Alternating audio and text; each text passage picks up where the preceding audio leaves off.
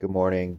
Um, Extra special, uh, super early abstinent reading um, from the book of Abstinence. Experience strength and hope from members of OA. Building a foundation. Separating the terms abstinence and food plan has helped me simplify the meaning of abstinence. As OA defines it, abstinence is refraining from compulsive overeating, and my food plan is what helps me refrain. I believe we all have the same abstinence. What differs among us are our food plans. There have been and continue to be many different food plans in OA. We used to have the gray sheet and the orange sheet. There were 7 different plans suggested in the pamphlet Dignity of Choice. In 1987, however, the conference abolished the use of these, contending that offering food plans at OA meetings is a violation of Tradition 10. While each individual OA member is free to choose a personal plan of abstinence, OA as a whole cannot print, endorse, or distribute food plan information to members. Even though OA eliminated its own food plans, they are still a vital part of members' recovery. Today, some of us seek plans from medical professionals, while others allow one to develop over a period of time, often by trial and error. I have been abstaining from compulsive overeating for 16 years, and my abstinence has stayed constant. I haven't binged or exhibited the behaviors surrounding food that I did when I was compulsively overeating.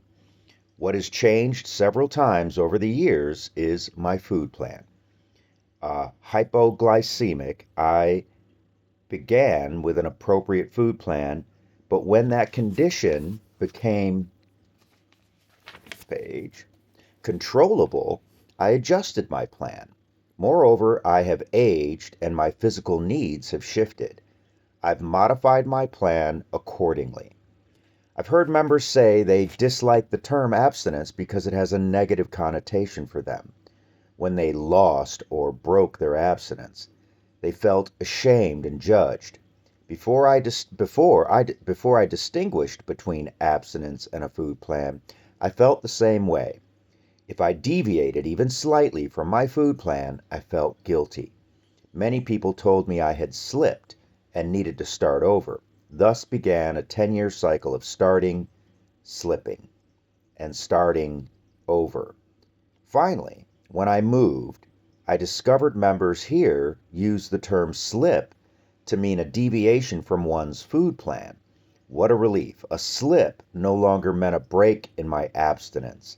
My current abstinence began at the point I decided never to start over again. Wow. This doesn't mean I give myself permission to binge. It means I don't have to be perfect with my food, and giving up this perfection has enabled me to abstain for the past 16 years. I now acknowledge that I make mistakes. I am human. I am a compulsive overeater. I also learned I had to establish my abstinence from whenever or wherever I was. Whereas some overeaters cannot go from binging to a rigid food plan, others must have that rigidity to begin. For me, a strict food plan was a prescription for failure because I felt I could never do it perfectly. I realized I had to define a successful day of abstinence and build on that. So I asked myself, what is the best I can do today and feel I've been abstinent at the end of the day? Upon formulating my own answer to that question, everyone could answer differently. I followed that plan. And when I went to sleep that first night, I felt I had succeeded, which made the next day that much easier. I began building these successful days one upon the other. As time has passed, the road has gotten narrower. What felt okay yesterday may not work today, so I make the necessary changes in my food plan. That doesn't mean I failed yesterday or broke my abstinence. On the contrary, it means I am learning through abstinence. Because I am abstinence, I am more in touch with my higher power and more aware of the changes needed in my plan. I can also detect now when the problem isn't food, but something else I need to look at. It doesn't mean I'm bad. It means I'm human, and it reminds me I'm a compulsive overeater. Abstinence is the most important thing in my life today. Without it, I give up all the gifts my higher power and program have given me: sanity, love, friendship, peace, laughter, and joy. My food plan allows me to abstain comfortably. If it stops working for me, I change it and still be abstinent. Likewise, I'm comfortable with the definition of abstinence. It has arms big enough to hold us all.